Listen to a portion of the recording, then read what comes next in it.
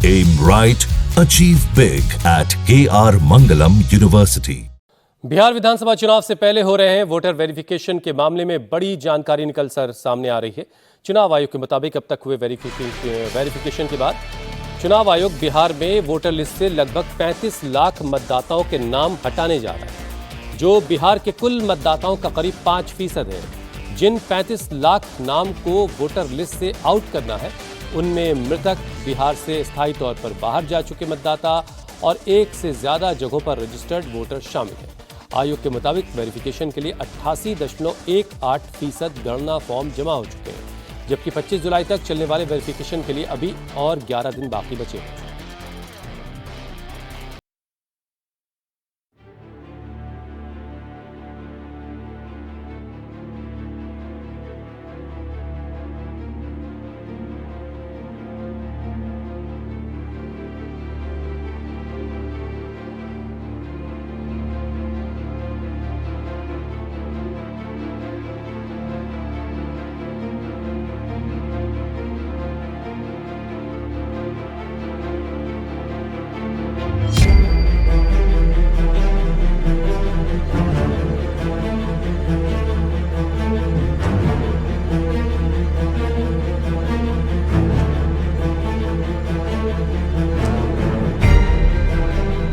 Voter list से काटे जाने के संकेत दिए।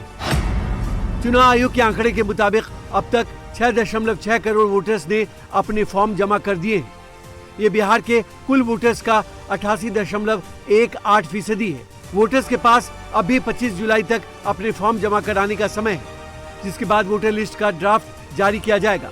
अब तक हुए फॉर्म कलेक्शन को लेकर चुनाव आयोग ने जो ताजा आंकड़े जारी किए हैं, उसके मुताबिक 1.59% वोटर्स यानी 12.5 लाख मतदाता ऐसे हैं जिनकी मौत हो चुकी है। बावजूद इसके उनके नाम वोटर लिस्ट में बना हुआ है। वहीं 2.2% यानी करीब 17.5 लाख वोटर्स स्थायी रूप से बिहार से बाहर चले गए हैं और अब राज्य में वोटिंग के लिए पात्र नहीं है। तो वहीं 0.73% यानी करीब 5.5 लाख मतदाता एक से अधिक बार रजिस्टर्ड पाए गए हैं। इन तीनों ही कैटेगरी को जोड़ने पर यह आंकड़ा 35 लाख से अधिक वोटर्स तक पहुंचता है। यह आंकड़ा बिहार के कुल वोटर्स का करीब 5% है।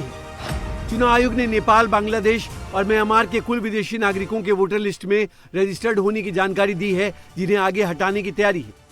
आयोग 25 जुलाई तक हर हाल में करीब 8 करोड़ वोटर तक पहुंचने का लक्ष्य लेकर चल रहा है। तो अब बिहार के विपक्षी खेमे में टेंशन बढ़ गई है। अरवल की सभा में तेजस्वी यादव ने चैलेंज किया कि एक भी बिहारी का वोट कटने नहीं देंगे। ये लोग वोट काटने की तैयारी कर रहा है, लेकिन आपका भाई बेटा इन लोगों से डरने वाला नहीं है। जब लालू जी भाजपा के आकाओं से नहीं डरा, तो लालू जी का बेटवा डरा जाएगा।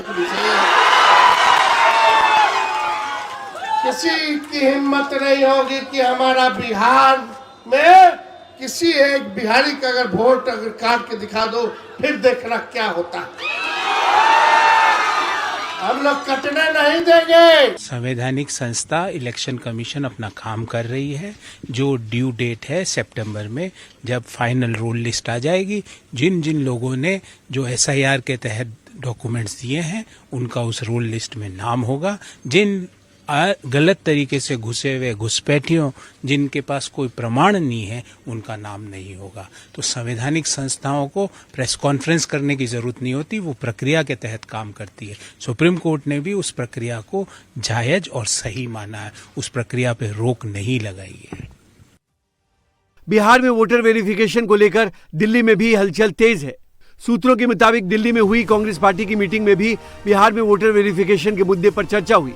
मीटिंग से बाहर निकले सांसद पप्पू यादव ने चुनाव आयोग के फैसले का विरोध करने की बात कही, तो वहीं वीआईपी के नेता मुकेश सहनी ने भी आयोग के फैसले पर सवाल उठाए।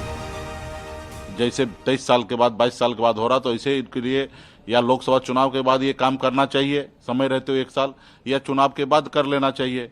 अभी ऐसे समय में आप जब जहां देखिए कि 30% की आबादी जो हमारी है, जो दूसरे राज्य में काम कर रहे हैं, वो कैसे आके यहाँ पे करेंगे, और वो नहीं आ रहे, उनका भी फॉर्म जमा हो रहा है। एक माहौल बनाने के लिए जो वो काम कर रहे हैं, वो गलत काम कर रहे हैं, वो उसको किसी भी हालत में वो देख रहे हैं कि बिहार में सरकार बनना नहीं, जनता जो है इनको दोहराने वाला है। तो ऐसे जगह पर उनको पास एक ही ऑप्शन है कि महागठबंधन का वोट को डिवीजन करे, वहां से वोट को खराब करे। हर कीमत पर चुनाव आयोग के निर्णय के खिलाफ मजबूती से लड़ेंगे।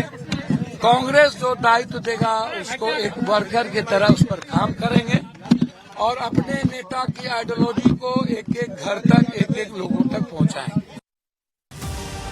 बिहार में एसआईआर की तय सीमा से पहले 88% फॉर्म जमा होने का मतलब है कि वोटर वेरिफिकेशन का जितना तेज विरोध हो रहा है, आयोग उतनी ही तेजी से वोटर वेरिफिकेशन के टारगेट को अचीव करने में लगा है।